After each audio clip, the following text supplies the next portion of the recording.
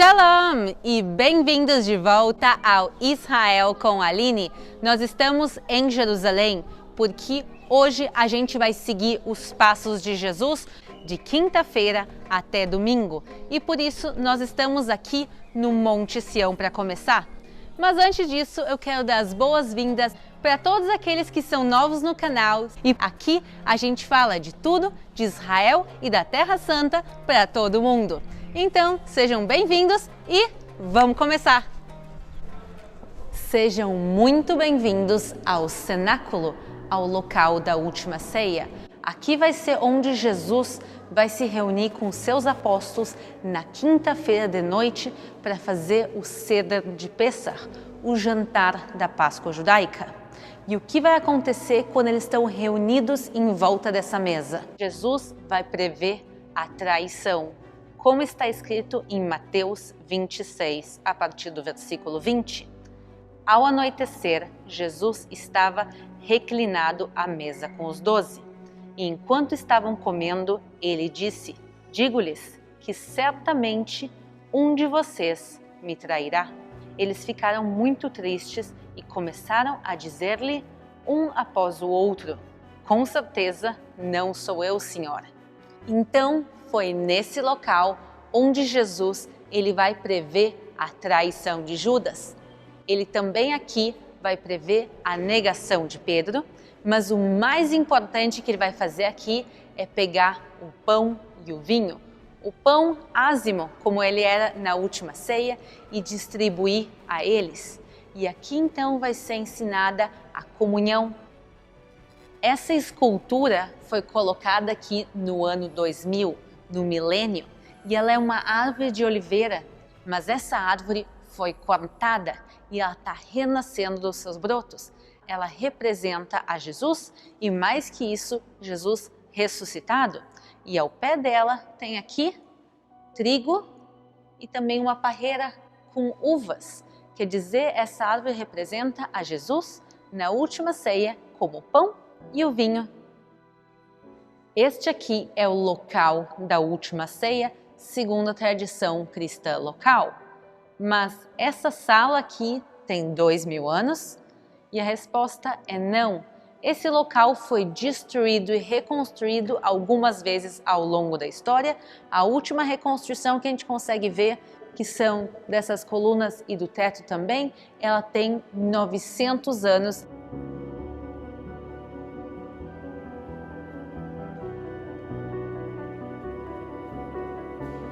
E depois da última ceia, Jesus vai pegar 3 dos seus apóstolos e ir orar em Getsemane, para onde a gente vai agora. Então, pessoal, vamos fazer uma caminhadinha. E chegamos agora no jardim de Getsemane, que em hebraico se chama Gat Shmanim, que quer dizer literalmente o local da prensa de azeite. E faz todo sentido, já que a gente está nos pés do Monte das Oliveiras. Se juntavam as azeitonas aqui e aqui se fazia prensa e esse azeite podia ser usado para muitas coisas nos tempos bíblicos. Entre eles, o melhor azeite era usado para unção, era usado para menorá, para o candelabro do Templo de Jerusalém. Mas a gente veio aqui hoje por causa desse jardim e do que aconteceu nele nos tempos de Jesus. E como está escrito em Marcos capítulo 14.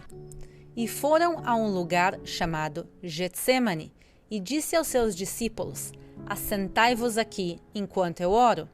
E tomou consigo a Pedro e a Tiago e a João, e começou a ter pavor e angustiar-se.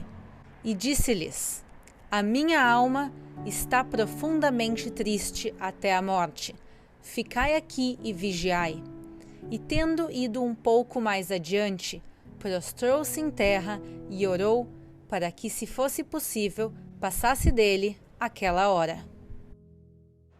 E quando Jesus se afasta, ele vai até uma pedra. E sobre essa pedra foi construída essa igreja que se chama a Igreja da Agonia, que a gente também vai conhecer agora. E tem uma coisa brasileira aqui dentro. E foi nesse lugar então que Jesus diz: "Abba, Pai, tudo é possível para ti. Peço que afastes de mim esse cálice. Contudo, que seja feita a tua vontade e não a minha. E então, essa pedra na frente do altar, onde tem uma grade escura em volta, essa é a pedra da agonia, onde Jesus também vai suar sangue. Mas o que tem de brasileiro dentro dessa igreja? Aqui em cima, no teto, a gente vê um brasão do Brasil, já que o Brasil foi uma das nações que ajudou na reconstrução dessa igreja. E ele volta ao jardim e encontra os apóstolos dormindo, e ele fala o seguinte: Simão, dormes? Não podes vigiar 1 hora? Vigiai e orai, para que não entreis em tentação. E aí ele se afasta mais uma vez para orar, e ele volta ao jardim e mais uma vez eles estão dormindo. E ele vai voltar uma terceira vez ao jardim. E chegando aqui pela terceira vez, Jesus vai dizer: levantai-vos, vamos, eis que aquele que me trai está chegando. E justamente quando ele fala isso, quem chega aqui é Judas Iscariotes, com uma multidão que se aproxima. E Judas vai dar o beijo da traição em Jesus. E depois disso, Jesus também vai ser preso e levado até o sumo sacerdote Caifás, para onde a gente vai agora. Então, vamos seguir o nosso passeio e vamos para a casa de Caifás, que fica no Monte Sião. Vamos lá! E chegamos agora na igreja que se chama San Peter in Gallicanto, a igreja de São Pedro no Cantar do Galo. E essa igreja está construída sobre os restos históricos da casa de Caifás. Mas por que o nome de Pedro nessa igreja? Essa história se conecta com a última ceia, onde a gente teve há pouquinho tempo atrás. A gente vê aqui a mesa da última ceia e Jesus aqui apontando a Pedro e mostrando o número 3. Ele está aqui prevendo as 3 negações de Pedro que vão acontecer quando ele está dentro da casa de Caifás. Então, dentro desse local, é tanto o local onde Jesus ficou preso, como também do lado de fora, onde Pedro negou a Jesus. Mas vamos agora entrar e realmente conhecer onde que Jesus ficou preso.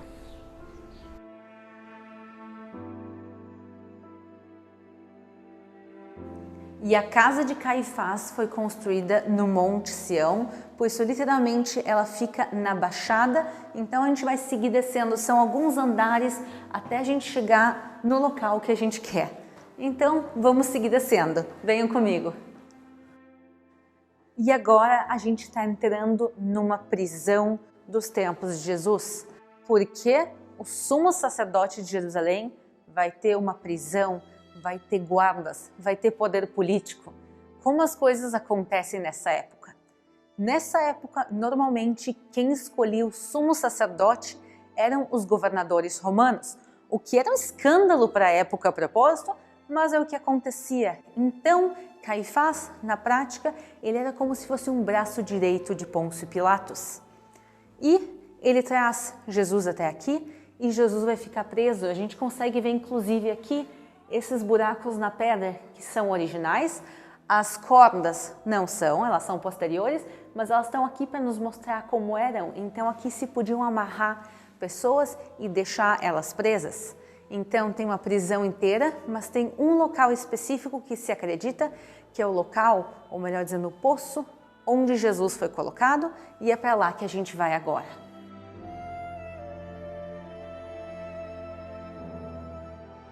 E esse lugar, ao mesmo tempo, é tão simples, mas tão significativo. Essa sala aqui é vazia. Tem algumas cruzes que foram colocadas aqui por cristãos ao longo da história e somente tem um objeto aqui, que é esse livro aqui. Ele é o Salmo 88 em diferentes idiomas. E Jesus vai ficar preso nesse lugar até o amanhecer e ele vai ser levado até Pôncio Pilatos. Então, aqui do nosso lado, a gente vê essa rua barra escada que conectava a parte mais baixa do Monte Sião com a parte central da cidade de Jerusalém. E por isso, quando Jesus é levado da casa de Caifás até o local onde estava Pôncio Pilatos, ele provavelmente também passou por essa mesma escadaria.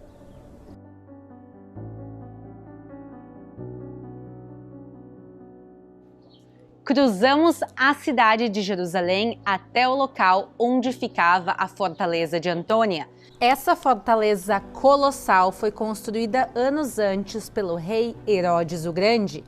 E dentro dessa fortaleza vai ser onde Pôncio Pilatos vai julgar e condenar a Jesus à morte. Essa fortaleza, desde então, foi destruída e tem outros edifícios no lugar. Os dois principais a gente vai ver hoje. Um deles a gente já vê na nossa frente, que é a Igreja da Flagelação, que é, como o nome indica, o local onde Jesus vai ser flagelado, receber a veste púrpura e também a coroa de espinhos. A segunda igreja que a gente vai visitar é o local onde Jesus recebe a cruz. A crucificação era uma prática comum dentro do Império Romano e por isso, durante a crucificação de Jesus, são agregados elementos que não eram feitos em outras crucificações da época. Entre elas é que Jesus teria que carregar a sua própria cruz até o local da crucificação, o Calvário. Então, como a gente viu, aqui é o local de julgamento de Jesus, flagelação e recebimento da cruz. E a partir daqui ele vai fazer todo o caminho carregando a cruz até o local do Calvário, até o local da crucificação, e é esse mesmo caminho que a gente vai fazer agora juntos. Então, venham comigo.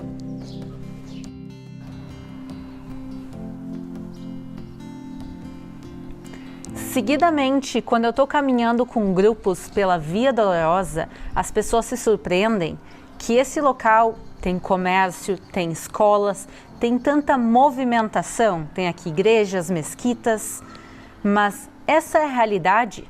Quando Pôncio Pilatos ordena Jesus carregar a cruz até o Calvário, ele faz isso com o objetivo de humilhar Jesus e que o máximo de pessoas vejam a humilhação e o sofrimento dele.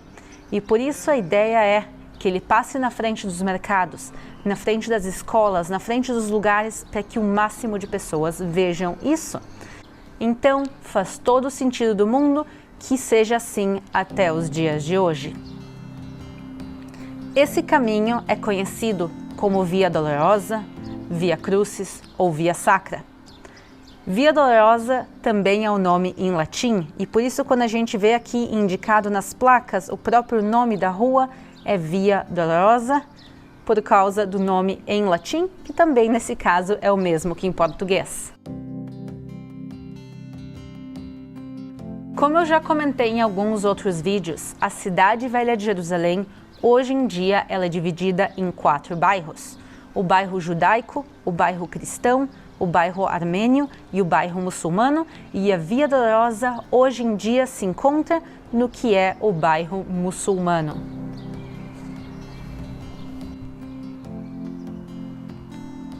Um assunto delicado, mas importante de se falar, é que existem 2 possibilidades de onde pode ter sido o Calvário, a crucificação, e por consequência, onde é a Via Dolorosa. Hoje a gente está fazendo o caminho que vai em direção ao Jardim do Túmulo, mas para aqueles que querem conhecer também o Santo Sepulcro e toda a caminhada até o Santo Sepulcro, eu vou deixar aqui em cima agora também um link para quem quiser assistir.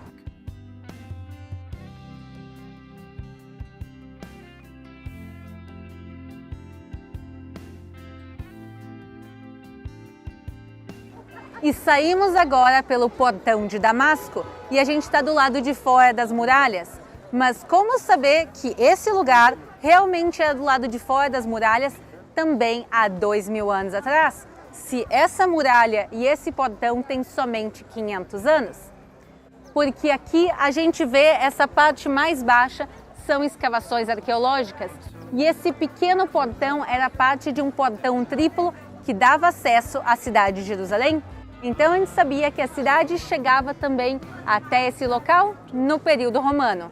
E isso é importante porque a gente sabe que as crucificações eram feitas do lado de fora das muralhas e também eram próximas a um portão ou uma zona bem movimentada, pelo mesmo motivo que a gente falou antes, que eles queriam que isso fosse uma coisa pública e que o máximo de pessoas assistissem. E essa aqui é a rua que se chama Kondratyk e ela é o final da Via Dolorosa, esse caminho que tem no total 1 quilômetro e que a gente vai terminar agora no local conhecido como o Jardim do Túmulo. No Jardim do Túmulo a gente vai encontrar os lugares mais importantes do dia de hoje. A gente vai ter uma vista para o Monte Calvário, a gente vai ver o Jardim de José de Arimateia e principalmente o sepulcro vazio de Jesus. Aqui a gente consegue ver o Gólgota, também conhecido como Calvário ou local da caveira, e a gente consegue ver esse rosto que parece que está cavado na rocha, tanto na foto antiga como hoje em dia. O acesso ao Calvário em si ele é muito difícil, porque ele fica dentro de um terreno que é hoje em dia uma rodoviária árabe, mas eu vou chegar aqui o mais perto possível para mostrar para vocês.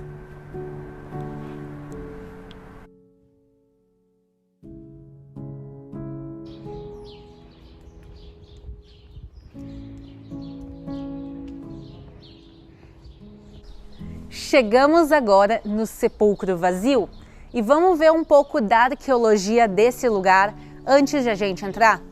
A primeira coisa que a gente vê aqui é uma parte elevada de pedra que cria uma espécie de uma canaleta. Para que isso? Aqui ficava a pedra que rolava e que fechava a entrada da caverna. Essa pedra ela desapareceu ao longo dos séculos, mas eles trouxeram para cá outra pedra que foi trazida de Hebron, é a cidade dos patriarcas de Abraão, Isaac e Jacó e as suas esposas, com exceção de Raquel, que está enterrada mais próxima daqui, no caminho de Belém. Então essa pedra aqui, ela é igual à que fechava a entrada, só que menor. Então imaginem ela maior e ela é usada para fechar o sepulcro. E agora sim, vamos entrar.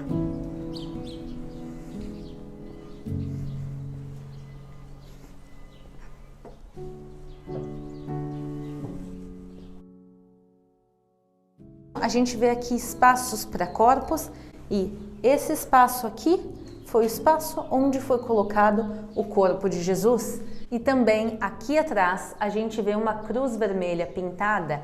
Essa é uma cruz bizantina, quer dizer, ela foi pintada, segundo a tradição local, no próprio período bizantino, que é o primeiro período cristão de Israel. O corpo de Jesus foi colocado aqui na sexta-feira. O sábado, que é o Shabat, o dia de descanso, o sepulcro está fechado. E no domingo, as Marias vêm para cá e encontram o sepulcro aberto e vazio. E assim ele está até os dias de hoje. A gente vai encontrar uma pessoa muito especial aqui no jardim. A gente está aqui com João Batista, que ele é professor e voluntário aqui no Jardim do Túmulo e também brasileiro. Então Amém. Eu queria perguntar para ti como esse local aqui se encaixa nas narrativas bíblicas, nas narrativas dos evangelhos. É bom lembrar algo interessante. A Bíblia diz que Jesus sai para fora da cidade e é crucificado num lugar chamado Caveira, Calvário, Gólgota, que é bem próximo da onde que nós estamos aqui. Também é bom lembrar que a Bíblia diz o seguinte, que próximo da área de crucificação havia um jardim, um pomar, um lugar agrícola e um túmulo cavado na rocha, como podemos ver aqui. Esse túmulo aqui encaixa-se muito bem no que está escrito na Bíblia. Quando terminou o sábado, as mulheres voltam para preparar o corpo de Jesus e as mulheres vão entrando dentro do túmulo. E elas chegam na entrada do túmulo e olham para dentro e vê os panos que foram enrolados o corpo de Cristo. E a Bíblia diz também que na parte direita do túmulo havia um anjo na cabeceira e outro aos pés dentro do túmulo. E a Bíblia diz que os anjos dialogaram com as mulheres também naquela manhã de ressurreição. Então esse túmulo aqui encaixa no que está escrito nos versículos bíblicos que nós estamos falando e mostrando para vocês aqui. Então encaixa-se muito bem no que está escrito. E João, agora eu queria pedir para ti mandar uma mensagem para todos os brasileiros que estão nos assistindo para uma boa Páscoa. Bem, amém. Lembra que a Bíblia fala que naquele manhã de ressurreição, as mulheres saíram alegres de dentro do túmulo e foram anunciar que Jesus ressuscitou. E essa é a mensagem que eu tenho para deixar para você. Nós estamos alegres e felizes porque Ele ressuscitou. E a minha mensagem para você é que nós vamos seguir fazendo como as mulheres fizeram, anunciar aquele que ressuscitou, porque isso traz refrigério e alegria para o nosso coração. Então, feliz Páscoa para você e esperamos vocês aqui no Jardim do Túmulo na próxima oportunidade. Espero que tenham gostado do passeio do dia de hoje aqui por Jerusalém. Não esqueçam de se inscrever no canal para mais passeios pela Terra Santa e o principal de tudo, pessoal, é Feliz Páscoa para todo mundo. Um grande beijo e a gente se vê na próxima.